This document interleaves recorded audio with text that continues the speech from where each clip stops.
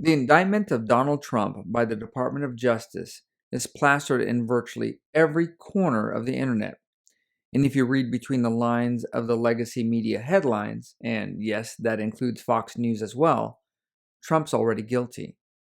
What do you mean due process? Due process is only for the innocent. Everyone knows Donald Trump is guilty. Unfortunately, most of the lemmings that are making this proclamation don't know what he's being charged with, let alone guilty of. But in truth, Donald Trump's indictment isn't the real issue here. The real issue is the breakdown of the premise in which our laws are enacted and carried out. Join me in this episode of Office of the Patriot where I uncover the politicization of our federal criminal justice system and the cost we will all have to pay.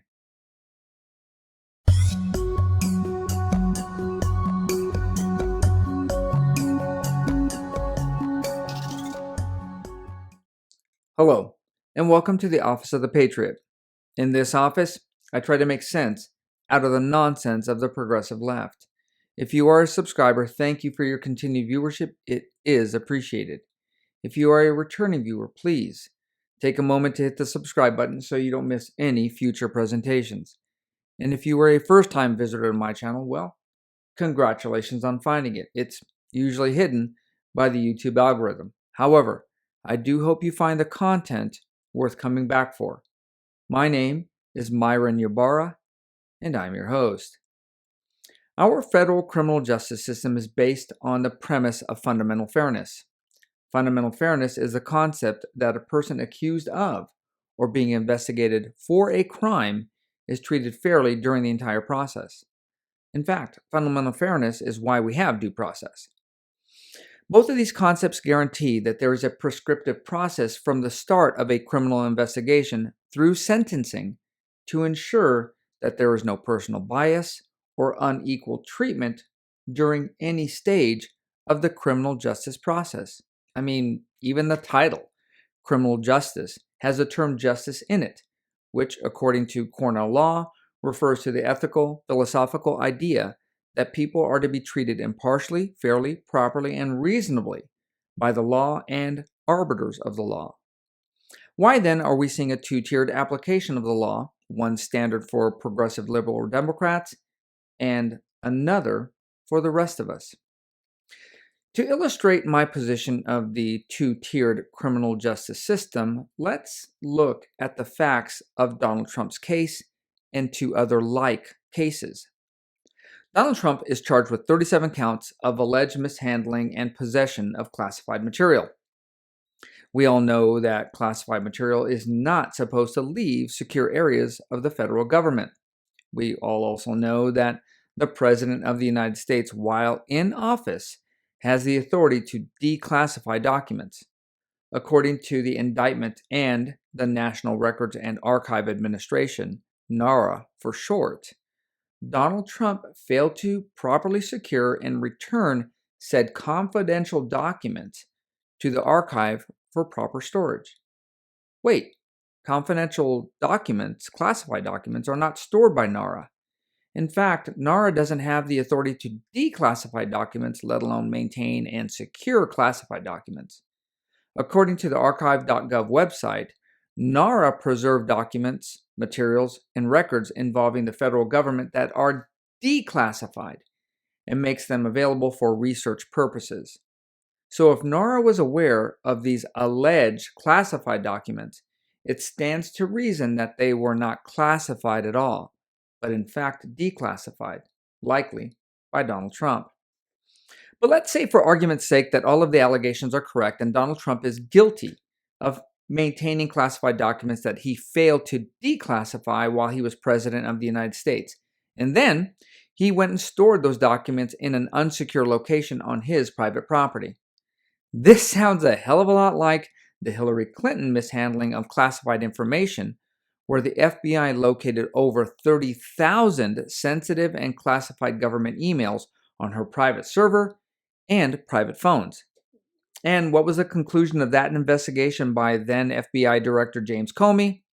In his press conference to the people of the United States, he stated, Although there is evidence of potential violations of the statute regarding the handling of classified information, our judgment is that no reasonable prosecutor would bring such a case.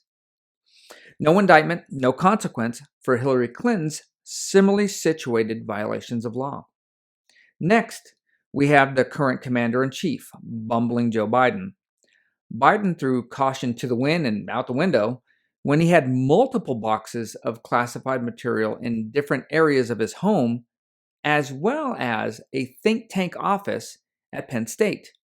These classified documents appear to have been removed from government secure locations via clandestine processes, i.e., he stuffed them down his pants, and transported by Biden to these locations prior to his term of president. What's the status of this investigation by Robert Hur, special counsel of the DOJ? Nothing. In fact, as of today, only one person has been questioned regarding this investigation, his former executive assistant, Kathy Chung.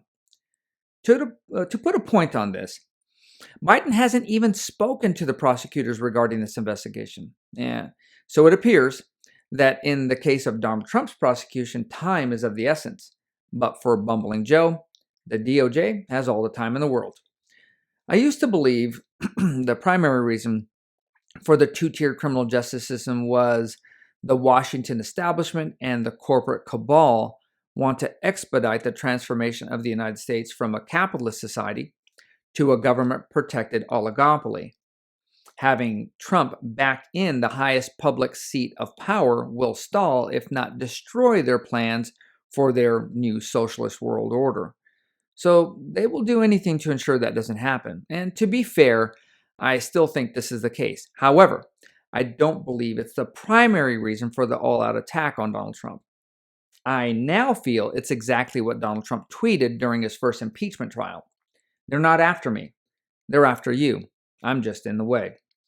What the Biden administration is doing to Donald Trump is the highest form of general deterrence for all upcoming conservative politicians.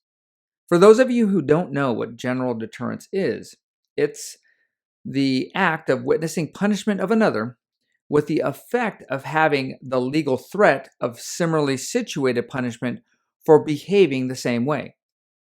Do the same thing Donald Trump did and see what happens to you.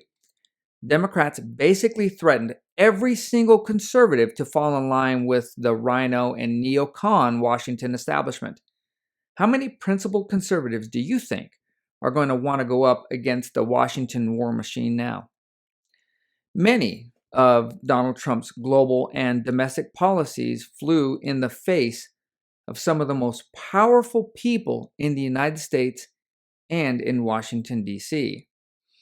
And when you piss off that many people, and they have the might of the federal government behind them, you can be assured that there will be a concerted effort to stop whoever they view as a threat. Some time ago, that might have meant Democrats mapping out a more aggressive negative campaign ad against their rivals, or, I don't know, even maybe following through on a few campaign promises to their constituency to garner some votes. But not anymore. Now, it's completely acceptable to use power of the federal government's criminal justice system to destroy your chief rivals and jail them. And once that precedent is set with the possible imprisonment of Donald Trump, it won't matter who we vote for or who lands the job of President of the United States in the foreseeable future.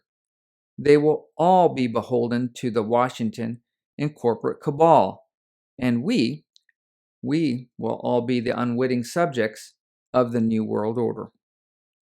That concludes this presentation of Office of the Patriot. If you enjoyed today's presentation, please take the time to like, subscribe, and share my channel on your social media. It is appreciated. And as always, have a great day and stay safe out there.